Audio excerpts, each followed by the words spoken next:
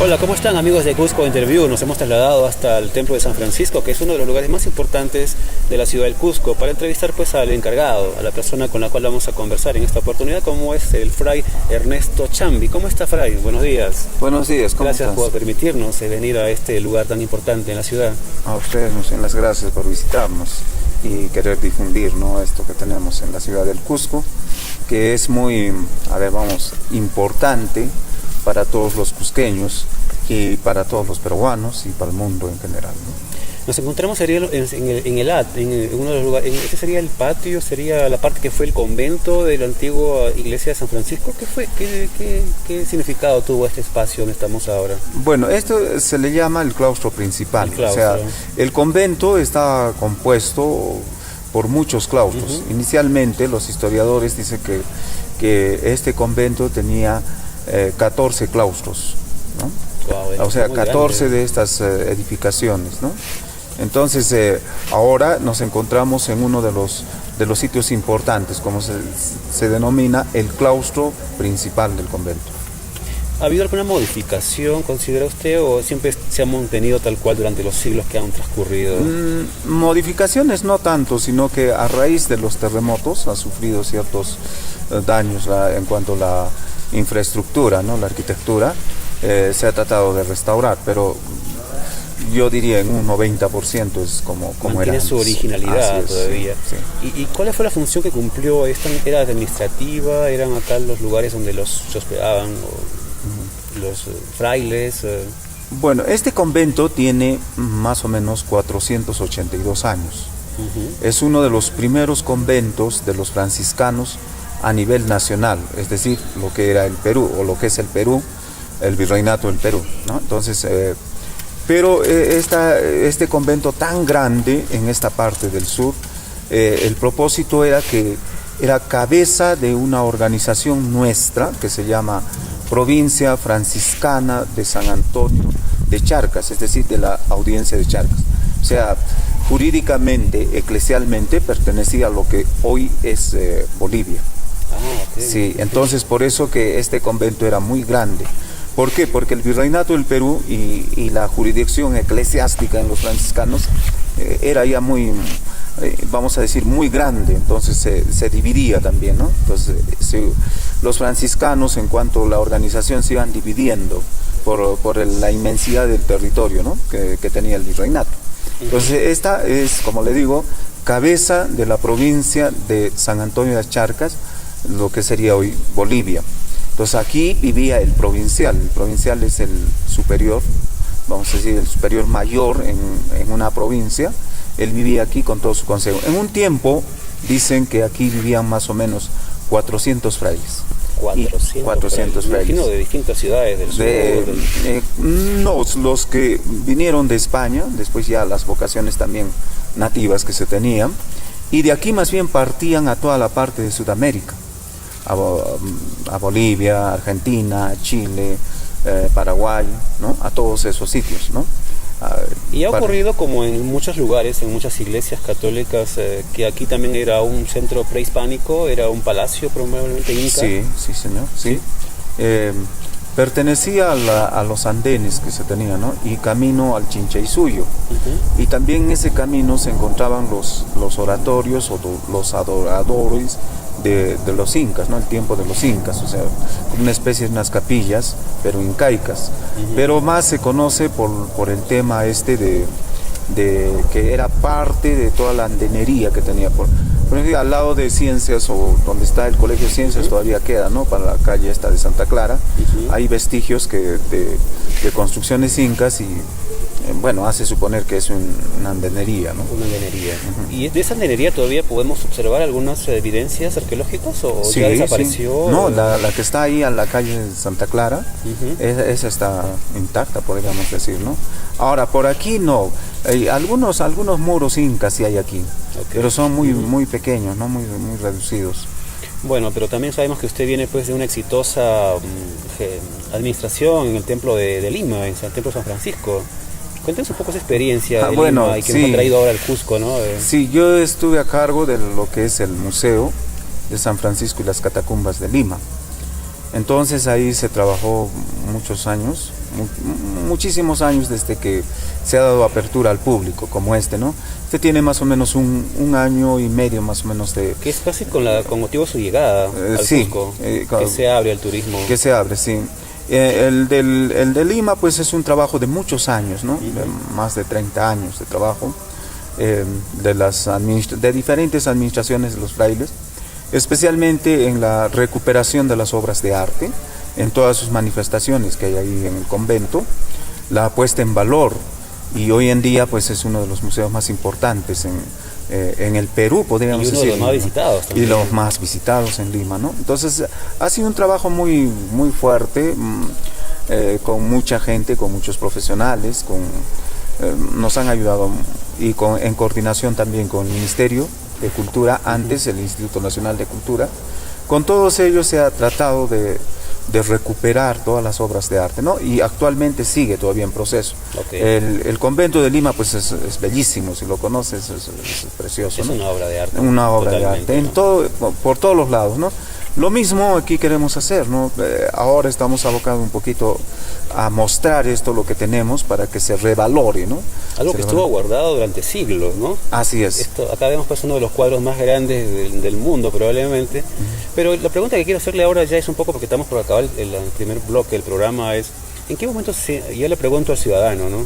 al civil, ¿en qué momento Ernesto Chambi quiso ser religioso? ¿Cómo nace esa vocación por seguir el camino de Cristo, díganos? Bueno, esa pregunta me han hecho varios, pero bueno, le voy a responder. Yo soy de Puno, de la ciudad de Puno. Entonces la inquietud vocacional me vino a los 17 años. Es decir, yo ingresé al convento a los 17 años. Pero ya habiendo ingresado a instituto superior y a la universidad de allá. Entonces, siempre hubo una relación con los franciscanos, sobre todo de parte de mi familia, por línea materna, ¿no? Ellos han sido terciarios franciscanos, ¿no? ¿Ese fue el vínculo inicial? Sí, vamos a decir, siempre se utilizaba o se hablaba el lenguaje franciscano en casa, ¿no? Entonces uno va creciendo con eso. Pero ya despierta un poco cuando alguien le anima, ¿no? A mí me animó un fraile franciscano para que yo pueda ingresar. Pero al mismo tiempo también viene a ser de mi familia, ¿no? Un tío abuelo mío. Ah, ¿tienes un antecedente sí, ya? Sí, aquí hemos tenido tres religiosos. O sea, vienes de un linaje... Exactamente, sí, de lo franciscano y también del clero diocesano, ¿no? De parte de los Chambis, ha habido 2-3 sacerdotes. ¿Pero qué otra cosa puede haber influido, aparte de este fraile? ¿Tenías esa fue tu vocación inicial? Yo pienso que la cuestión social, ¿no? El aspecto social del servicio, ¿no? Porque yo me formé en esa parte, ¿no? del aspecto de la preocupación social. Entonces esto un poquito que se une con la cuestión evangélica. La evangelización es eso, ¿no? Es llevar la palabra de Dios al más necesitado, con el necesitado y con todos en general. Y difundir la doctrina de Cristo, el Evangelio de Jesús. Entonces, ideológicamente uno también, este muchacho tiene, ¿no? Sus ideas, todo. Okay. Entonces es la preocupación social del pobre, del que menos tiene y todo eso, ¿no? Entonces eso influye y después uno se va desarrollando, ¿no? En todo esto. Perfecto. Bueno, me indican que vamos al corte, así que vamos a la pausa del programa. Venimos con mucho más en la historia del fray Ernesto Chambi y la iglesia de San Francisco.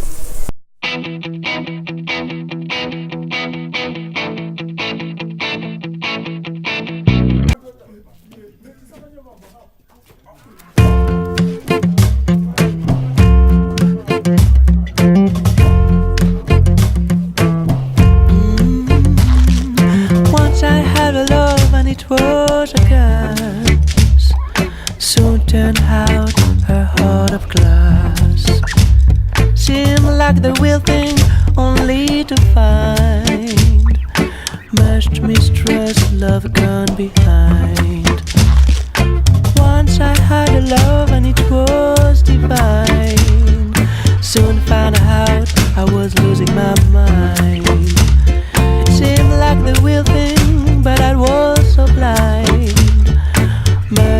boisterous love can be hide. In between, what I found is pleasing and I'm feeling fine. Love is so confusing, there's no peace of mind. If I fear I'm losing you. Cusco Inca Tour, 15 años viajando contigo. El día de hoy está botando la casa por la ventana, está celebrando nada más, nada menos, como ya lo hemos mencionado, sus 15 años. ¿Y quién es la gestora, la emprendedora de Cusco Inca Tour? Nada más y nada menos que nuestra querida Madeleine. ¿Cómo estás, Madeleine? ¿Qué tal? ¿Cómo estás, Gabriel? Un gran ósculo para ti. El día de hoy celebrando los 15 años. ¡Felices de viajar con Cusco Inca Tour!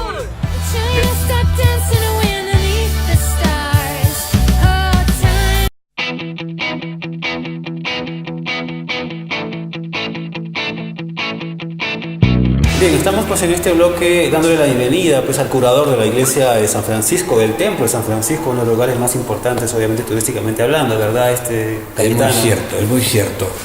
De los conventos antiguos del casco urbano del Cusco, cada uno tiene su identidad. Y el Cusco puede sentirse orgulloso de que este convento de San Francisco ahora esté funcionando como museo de arte religioso. Y la razón es esta, porque cada museo tiene lo suyo. El nuestro también tiene lo suyo, el árbol genealógico, son 108 metros cuadrados, donde hay 629 personajes bien registrados. Ese inmenso cuadro que hemos visto, ¿no? Exactamente, eso no lo tiene nadie aquí en el Perú. Y ustedes sacan pecho sacándole cachita al templo de Coricancha de repente. Coricancha tiene lo suyo y lo respetamos. Ahí está la... Pero es una sana competencia, ¿te das cuenta, no? Sí. Como tú dices, cada quien tiene lo suyo y eso es importante, ¿no? Cuando nosotros nos han convocado para poner en valor el museo, dijimos, entramos en sana y religiosa competencia, pero así cada es. uno con lo suyo. Entonces acá la sandalia franciscana siempre sale a relucir porque fueron misioneros, tanto como los dominicos, los agustinos, los mercedarios y los jesuitas, pero los franciscanos tenían su método a través de la música, de la enseñanza de arar la tierra, hacerla fructificar, y los franciscanos fueron pioneros en eso. Posteriormente, cuando ya se edifica esta gran infraestructura, porque el convento tiene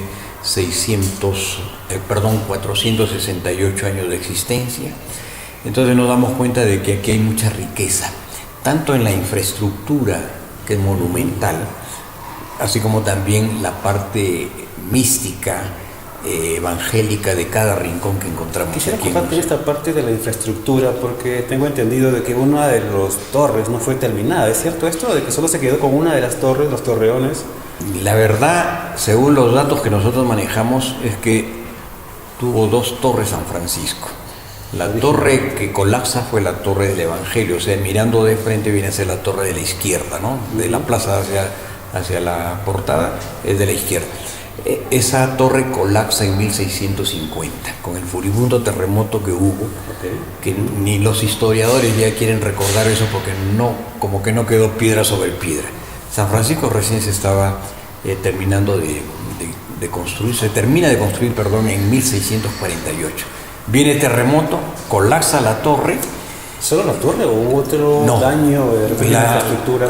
Los documentos nos dicen que el claustro principal internamente también sufre deterioro, sobre todo en las construcciones de los ángulos, de la arquería. O sea, apenas terminada la iglesia sufre su primera prueba de fuego, con un terremoto terrible, ¿no? Dando a entender de que el terremoto fue furibundo.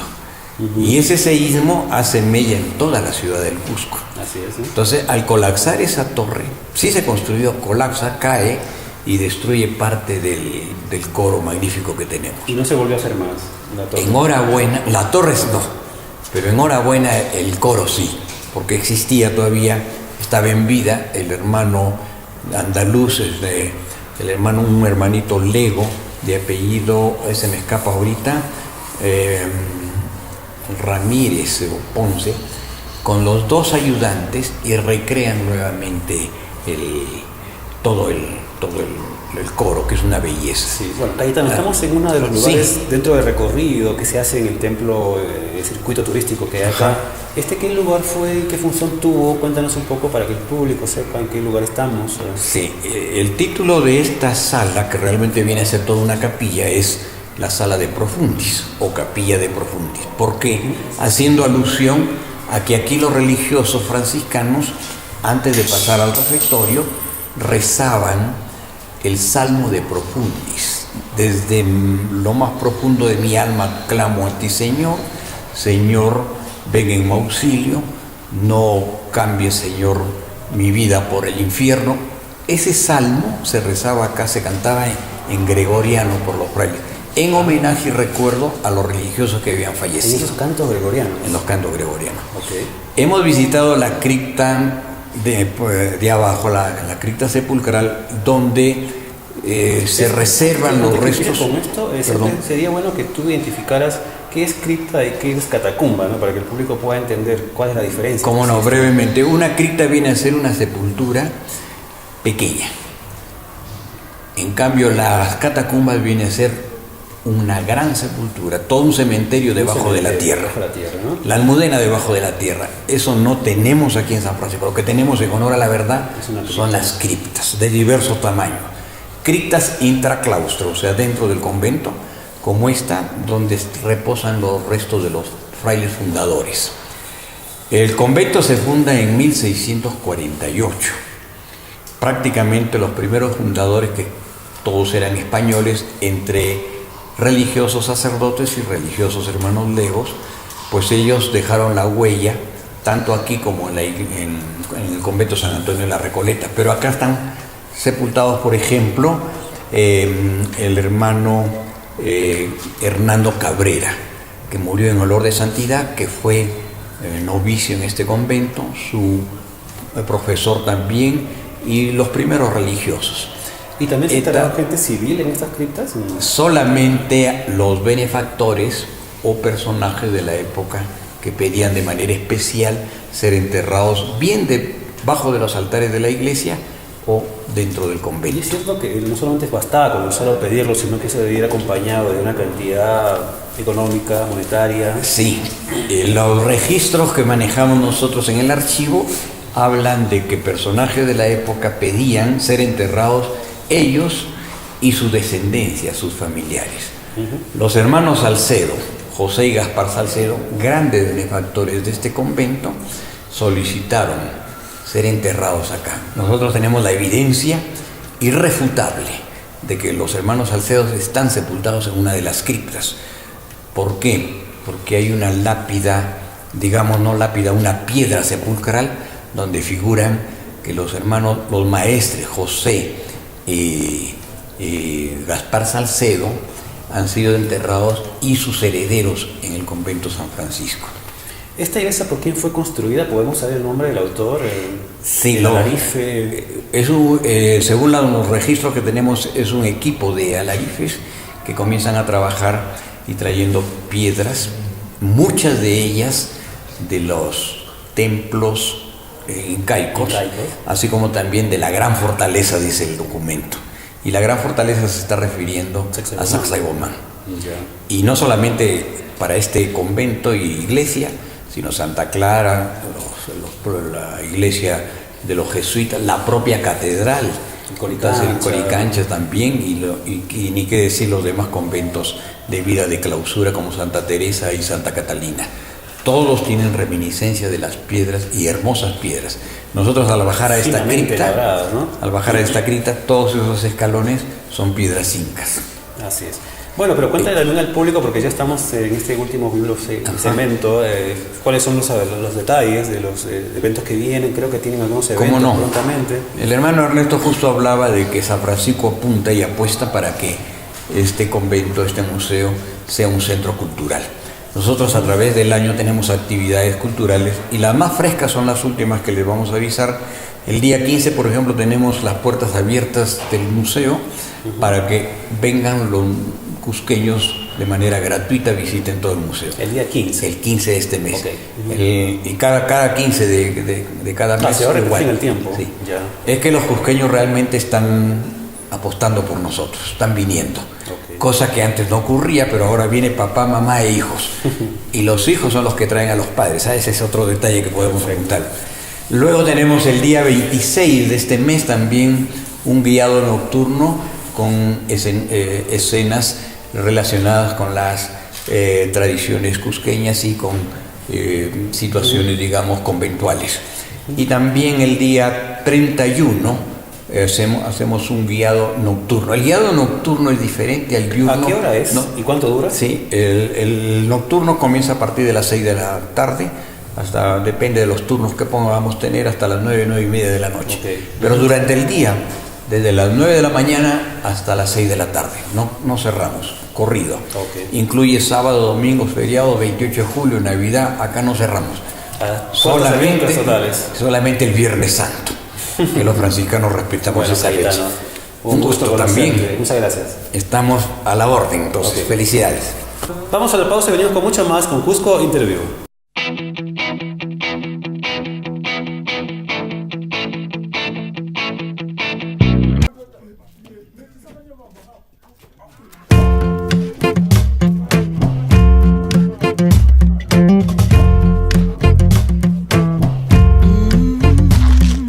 Once I had a love and it was a curse. Soon turned out her heart of glass. Seemed like the real thing, only to find much mistrust, love gone behind. Once I had a love and it was divine. Soon found out I was losing my mind. Seemed like the real thing, but I was so blind.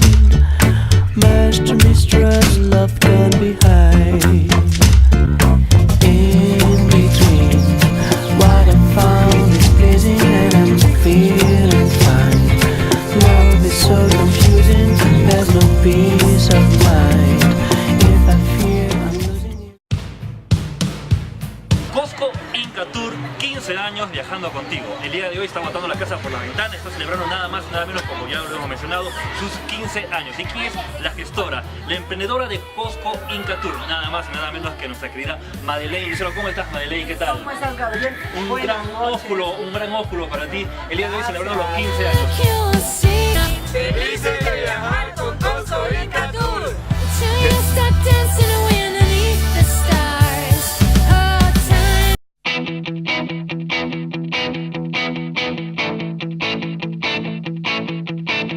Bueno, seguimos pues en la parte final de este programa con Ernesto. Fray Ernesto, cuéntenos un poco sobre este espacio en el cual estamos. Me parece que es un lugar muy importante, bueno, fue en su época, de repente mucho más. Sí, esta sala se llama la sala capitular, donde los frailes encabezados por los superiores de este convento se reunían en esta sala para tomar decisiones, acuerdos, ver la vida de la comunidad. No solamente eso también, sino los aspectos cultuales, del culto, las celebraciones, el tema de la evangelización, de la misión y el aporte también. Aquí se veía esto, el aporte que tenían que hacer los frailes hacia la sociedad, ¿no? Okay. En cuanto a la educación, la formación de los niños, de los jóvenes, la formación de la gente, etc. Entonces esta sala es importante por eso. Y por ejemplo en la sala de Lima, en la sala capitular de Lima, ahí se leyó la proclama de la independencia nacional. En el templo que está allá. En el templo, sí. Y seguramente también, como Cusco era una de las ciudades importantes en el virreinato, me parece, pienso creer también por un lado, que seguramente hubo también alguna ceremonia de esas. Las ceremonias grandes también a nivel de la ciudad se hacían en estas salas. Los franciscanos, vamos a decir, prestaban para que las autoridades puedan utilizar eso, ¿no? Eran grandes salones además, ¿no? Eran grandes salones, sí, y claro, y el Cusco de ese entonces era pues no como ahora, ¿no? Entonces era suficiente estos espacios para ese tipo de eventos, ¿no? Como lo utilizaban también como salas de actos, ¿no?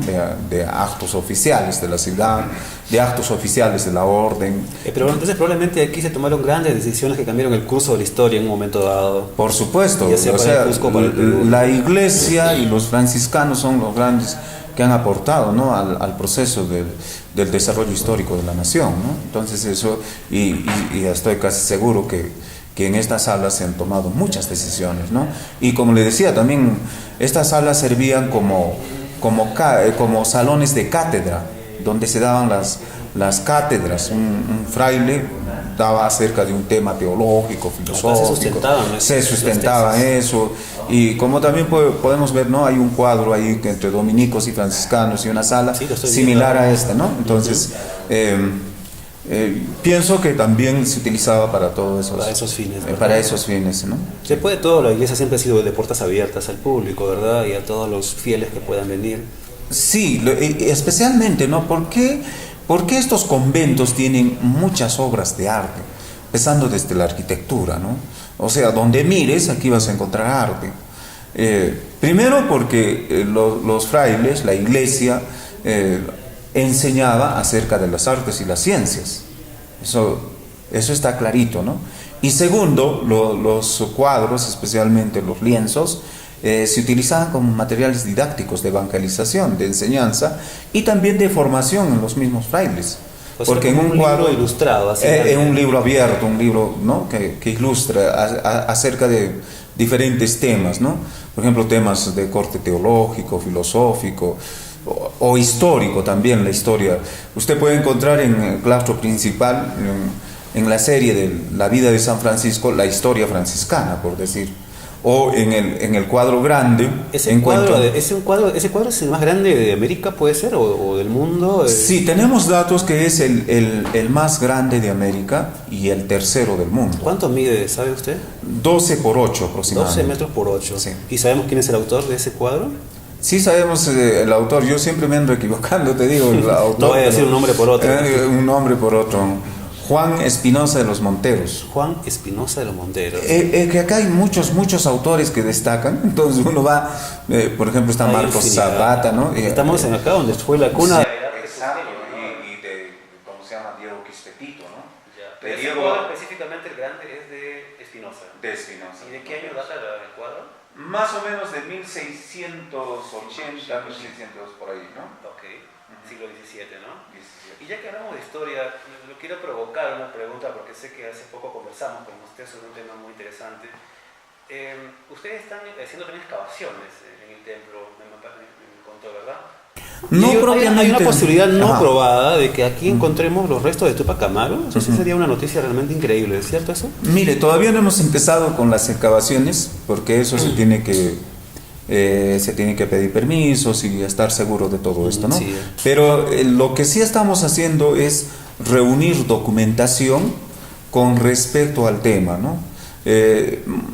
Cuando se da la película de Tupac Amaru, ya se empezó a hablar un poco sobre dónde pararon parte de los restos de Tupac Amaru, ¿no? Así es. Entonces ya un poquito ahí se empezó a hablar de este tema y vamos a decir, la preocupación, ¿no? ¿Dónde? Entonces, nosotros estamos tratando de recopilar todos, sea por la tradición oral y escrita a partir de documentos, crónicas, etcétera, y la posibilidad que en este lugar haya sido enterrado los restos de Tupac Amaru. ¿Por qué?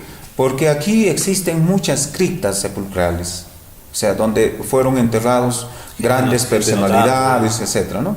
Pero también la tradición franciscana en el Cusco, y eso se va trasladando en forma oral, ¿no? De generaciones en generaciones, en donde cuentan que el guardián es el superior de este convento. Cuando se dio todos estos acontecimientos de la revolución y todo ello, fue a pedir a las autoridades de ese entonces y juntamente con el obispo y el superior de los jesuitas, ¿no? Y de otras órdenes religiosas de ese entonces, para que Tupac Amaru no sea sacrificado, ¿no? Tal como ya conocemos por la historia. Y posiblemente después de eso se dio los permisos para las exequias, es decir, para hacer todas las ceremonias del funeral, ¿no? Entonces, esas tradiciones que se van manteniendo, vamos a decir, en forma oral, de boca en boca, nos llevan hacia la posibilidad de que aquí sí, estén los restos. La posibilidad de que aquí estén los restos, ¿no? De Tupac Amaru. Entonces, una vez que ya se sepa más o menos, entonces bueno, Lo Dios quiera, ¿no? Lo podremos anunciar oficialmente. Se podrá anunciar todo, ojalá, pues no, Dios quiera que eso, lo que se dice, lo que se tiene algo, sea una realidad, ¿no? Pero es materia de investigación, de estudios. Seguramente de va a muchos demandar un años. poco de tiempo. Así y todo es, ello, sí, ¿no? sí. Pero sería una gran cosa, ¿no? Porque en el sentido también eso nos hace a nosotros pensar en el inicio de nuestra nación, ¿no? Cómo estos hombres, ¿no? Vamos a decir, se inmolaron, ¿no? Así es. Por nuestras libertades, entonces, por la justicia, por el derecho, ¿no? Entonces eso es importante, ¿no? Por eso decía que la Iglesia jamás ha sido ajena al proceso histórico, ¿no? A pesar, pues, ¿no? En todo proceso hay errores, ¿no? En las instituciones y todo lo demás, pero lo positivo a todo esto es parte, por eso que muchas veces se le critica por qué las ceremonias oficiales son simplemente de la Iglesia Católica. Es por eso, porque el Estado nace a partir de la Iglesia Católica, ¿no? Entonces eso, bueno. Pero bueno, ya estamos casi por finalizar el programa. Cuéntenos un poco sobre los proyectos que vienen de aquí en adelante, un poco ya para que el público cusqueño sepa, si que los cusqueños, por ejemplo, con su DNI pueden entrar gratis. ¿Cómo es el ingreso a este templo, a este lugar tan importante? Mire usted, este sitio pienso que es uno de los más importantes, no el más importante de la ciudad, porque encierra una serie de historias, no fantasiosas, sino historias de eso, Acá reposa la historia, ¿no? del proceso de la nación, ¿no? Como tal, y de la ciudad del Cusco, ¿no? La importancia que tiene eso, ¿no? Al margen que alrededor de todos los conventos, de las órdenes religiosas, hay muchas tradiciones, que también son bonitas, ¿no? Tradiciones. Por ejemplo, las tradiciones de Clorinda Mato de Turme, muy pocos las conocemos o muy pocos los hemos leído, las tradiciones cusqueñas, hablan sobre el significado de las cruces que están en las iglesias, las gradas mismas de las iglesias y todo eso, ¿no? Pero al margen de eso, pienso que el peso mayor es la historia misma de este convento en el proceso histórico de la ciudad y de la nación. Entonces, y lo segundo sería que en este convento se encierran muchas obras de arte y que todo cusqueño debe sentirse en primer lugar orgulloso por ello, por tener un pasado no solo pre-inca, colonial, no, sino todo, y el presente, la cultura viva. Y todo ¿no? eso lo puede hacer en un recorrido todo eso, de sí. una hora más o menos. Y ahí se puede ver, pues le decía, en todas las manifestaciones artísticas en todo, ¿no? En pintura, en tallado, en piedra, arquitectura. Y encima las catacumbas que hay aquí. Y encima, ¿no? Que servían...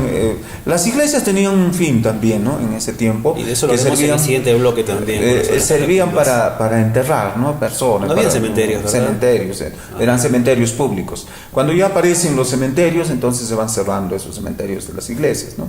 Como cementerios privados también, pero eran públicos a las finales. Pero usted es un hombre de proyectos y sé que tiene muchas cosas, pero el tiempo va a premiar en este momento. Díganos, también sabemos que para los artistas locales hay salas de exposiciones temporales, no sé. Queremos hacer, mire, fíjense, queremos hacer de San Francisco que sea un centro cultural, en primer lugar. Centro cultural, ya hemos dicho, como museo. Museo no solamente tiene un fin de mostrar lo antiguo, el pasado fue mejor, no, sino de educar a través de eso. Luego, eso lo anexamos con el centro cultural. Una nación, un pueblo, un estado, unos pueblos, si se quiere, si no revisan su pasado, su historia, y si no apuestan por la parte cultural, discúlpeme, siempre vamos a ser pueblos ignorantes. O vamos a repetir lo mismo, ¿no? Lo mismo, y vamos a caer en los mismos errores. Entonces, pienso que aquí ya hemos tenido varias exposiciones, especialmente estamos dando espacio a los jóvenes para que puedan exponer y pueda combinarse lo de antes y lo de ahora, porque el tema artístico no es estático, ¿no? Está en movimiento y continúa, ¿verdad? Es excelente que no solamente haya cultura muerta, como se dice, sino también la cultura viva, sí, contemporánea, eso que está hoy día, la gente respirando. Y yo quisiera aprovechar para invitar a los artistas académicos, profesionales, egresados, profesionales de los institutos, especialmente de las escuelas de Bellas de Artes, de aquí Diego Quispetito